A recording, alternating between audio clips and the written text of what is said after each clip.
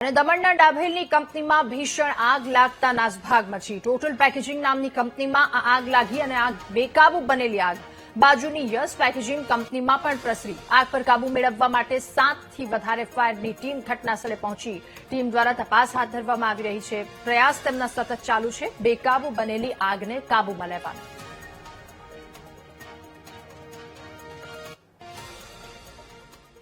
સંઘ પ્રદેશ દમણના સોમનાથના ઔદ્યોગિક વિસ્તારમાં ફરી એકવાર ભીષણ આગ લાગી છે।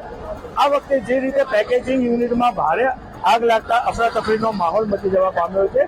અત્યારે હાલ જે રીતે 7થી વધારે ફાયરની ટીમ ઘટનાસ્થળ પર પહોંચી છે, કારણ કે પેકેજિંગ યુનિટ છે જે રીતે જાણવા મળ્યું છે ટોટલ પેકેજિંગ નામની કંપની અને યસ પેકેજિંગ નામની કંપનીમાં ભીષણ આગ લાગતા જ દોડધામ મચી જવા પામી હતી। આપ જે દ્રશ્યમાં જોઈ રહ્યા છે કે કાળા કાળા જે વાદળો છે, જે ધુમાડો છે એ આજુબાજુના 2 કિલોમીટરના રેડિયસ સુધી સ્પષ્ટ જોઈ શકાય છે। અને જે રીતે અત્યારે ભયનો માહોલ છે, કારણ કે જે અહીંયા જે મટીરિયલ છે એ જે પેકેજિંગ મટીરિયલ હોવાના કારણે આગે રૌદ્ર સ્વરૂપ ધારણ કરવામાં આવ્યું હતું અને જે પણ જેટલો માલ બચી શકાય તેવો અત્યારે બચાવવાનો પ્રયત્ન ચાલુ છે।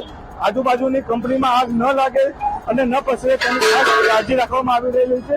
અને જે રીતે અત્યારે આગ લાગી છે, 1 કલાક વીતી ગયો છતાં પણ હજી આગ સંપૂર્ણ કાબૂમાં આવી નથી, ત્યારે ફાયરની ટીમ હજી પણ જહેમત કરી રહી છે। માનવ ઠાકોર, VTV ન્યૂઝ, દમણ।